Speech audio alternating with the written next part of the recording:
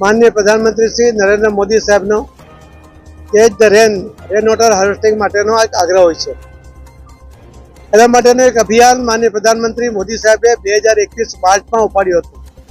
અને સુરત શહેરના એક વર્ચ્યુઅલ મિટિંગમાં એમણે આહવાન કર્યું હતું કે માતૃભૂમિથી કર્મભૂમિથી માતૃભૂમિ માટે બધા કંઈક કરવું જોઈએ અને એના પ્રતિભાવ રૂપે સૌથી પહેલા સુરત શહેર, સુરત જિલ્લો, દક્ષિણ ગુજરાત અને ગુજરાતે એ મોડેલ અપનાવીને જે કામ શરૂ કર્યું. આજે લગભગ 8,55,000 જેટલા આવા સ્ટ્રક્ચર એ બોર હશે પાણી રોકવા માટેના અલગ અલગ સ્ટ્રક્ચર બનાવીને 8,55,000 સ્ટ્રક્ચર પૂરા થયા છે અને 31 મે પહેલા જે 10 લાખ સ્ટ્રક્ચર બનાવવાનો અમારો ટાર્ગેટ હતો, કદાચ અમે એનાથી ઘણા બધા વધારે બનાવીશું, આગળ પણ બનાવતા રહીશું. આજે એક ઐતિહાસિક દિવસ છે સુરત જિલ્લા માટે કે સુરતના ઓલપાડ જિલ્લાના ઓલપાડ વિસ્તારના ધારાસભ્ય છે મુકેશભાઈ પટેલે 16મી માર્ચને દિવસે દરેક ખેતરોમાં, જે મોદી સાહેબ કહે છે ને કે ગામનું પાણી ગામમાં, ખેતનું પાણી ખેત,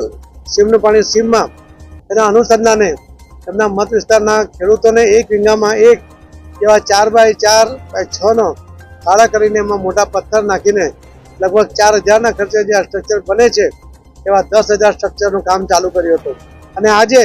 84 વિધાનસભાની અંદર ભાઈ શ્રી સંદીપભાઈ, શ્રી મુકેશભાઈ, હર્ષભાઈ, સંગીતાબેન બધાના સાથ સહકાર સાથે, મુકેશભાઈ દલાલ, સંસદશ્રી બધાના સાથ સહકાર સાથે એક ઐતિહાસિક 27,300 જેટલા સ્ટ્રક્ચર 1 મહિના 1.5 મહિનામાં બનાવવા માટેનો આજે અહીંયા શરૂઆત થઈ છે. અને મને વિશ્વાસ છે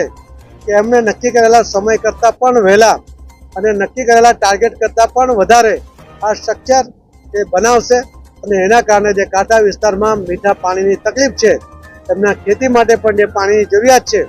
એ પણ પૂરી થશે અને આખા દેશને આ સુરત જિલ્લો એક પ્રેરણા આપશે, ગુજરાત એક પ્રેરણા આપશે એવો મને વિશ્વાસ છે. હું સૌ ભાઈ બહેનોને ખૂબ ખૂબ ધન્યવાદ આપું છું. ધન્યવાદ.